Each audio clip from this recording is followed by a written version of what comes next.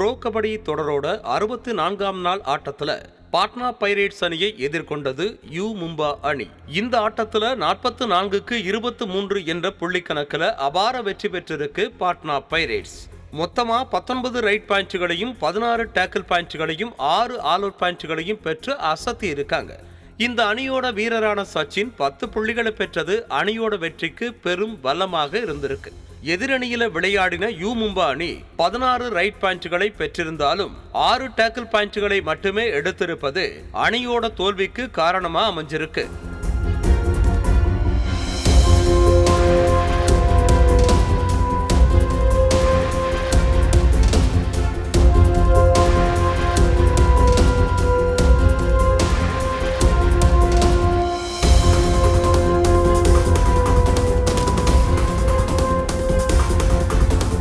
மற்றொரு போட்டியில பெங்கால் வாரியர்ஸ் அணியை எதிர்கொண்டது தெலுங்கு டைட்டன்ஸ் அணி.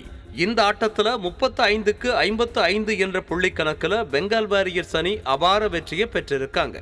மொத்தமா 24 ரைட் பாயிண்ட்களையும் 18 டேக்கிள் பாயிண்ட்களையும் 8 ஆல் அவுட் பாயிண்ட்களையும் குவிச்சு அணியை அபார வெற்றியடைய வச்சிருக்காங்க. மேலும் இந்த அணியோட வீரரான நிதின் 13 புள்ளிகளை குவிச்சு அசத்தி இருக்கார். எதிரணியில விளையாடின தெலுங்கு டைட்டன்ஸ் அணி 13 ரைட் பாயிண்ட்களையும் 17 டேக்கிள் பாயிண்ட்களையும் பெற்றுள்ளது. இந்த அணியோட வீரர்கள் இந்த தொடர்ல சிறப்பான ஆட்டத்தை வெளிப்படுத்தாதது அணியோட பின்னடைவுக்கு காரணமா அமைஞ்சிருக்கு.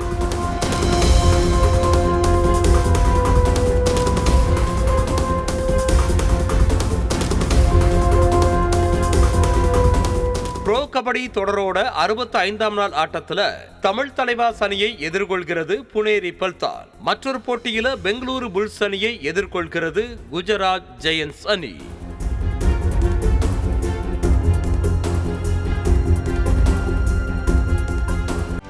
செய்திகளை உடனுக்குடனும் துல்லியமாகவும் தெரிந்து கொள்ள சப்ஸ்கிரைப் பண்ணுங்க.